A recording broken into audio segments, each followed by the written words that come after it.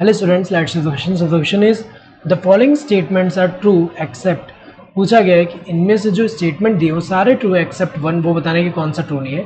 All the food that is respired for the life processes comes from photosynthesis. तो अगर हम देखें यहाँ पे ये स्टेटमेंट तो एक तरह से सही है, क्योंकि हमें पता है कि कोई भी ऑर्गेनिज्म की अगर हम बात करें, जैसे यहाँ पे जो प्लांट है, ये जो प्रोड्यूसर्स है, ये फोटोसिंथेसिस से फूड फिक्स करें, तो इनमें फूड कहाँ से आ रहा है? फोटोसिंथेसिस से. देन इसको जो ईट करने वाला, जैसे यहाँ पे प्राइमरी कंज्यूमर जो होगा, प्राइमरी कंज्यूमर जो होगा, जब इसको ईट कर रहा है तो वो फूड मिल रहा है, तो इसमें फूड इनडायरेक्टली अगर हम देखें फोटोसिंथेसिस से ही है.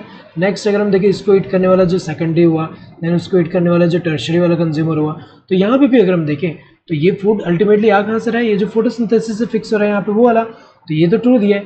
Carnivores depend indirectly on plants for their food, ये भी सही दिया है यहाँ पे, क्योंकि अगर हम देखें जैसे यहाँ पे जो है ये एक्स जो है, ये कौन सा, ये कोई कार्निवोर है, तो ये जो है हमें पता है कोई हर्बीवोर या कोई, यहाँ पे अगर हम देखें जो उसको ईट कर रहा है, ईट करने से उसको तो फूड मिला, लेकिन इनमें जो फूड आया था वो कहाँ से आया था? अल्टीमेटली ये प्लांट से आया था, तो वही फूड यहाँ मिल रहा है एक तरह से, तो ये जो है तो सही दिया हुआ है यहाँ पे. Saprophytes depend on dead and decaying matter, तो ये भी एक तरह से स्टेटमेंट तो सही दिया हुआ है, क्योंकि सैप्रोफाइट्स जो होते हैं डेड एंड डिकेइंग मैटर जो होते हैं, डेड ऑर्गेनिक मटेरियल जो होता है उस पर फीड करते हैं, उसको जो उससे एनर्जी ऑब्टेन कर रहे हैं, तो ये तो सही दिया है.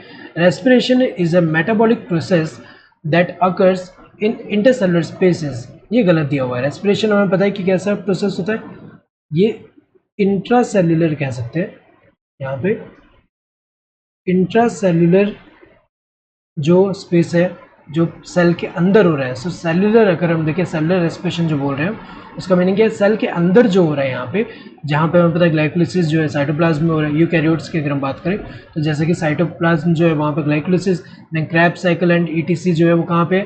वो माइटोकॉन्ड्रिया के अंदर, तो ये सेल के अंदर हो रहा है, इंटरसेलुलर स्पेसेस में नहीं, गलत दिया हुआ है. तो इनमें से कौन सा यहाँ पे अगर हम देखें ये सारे ट्रू है, कौन सा ट्रू नहीं है? ये वाला.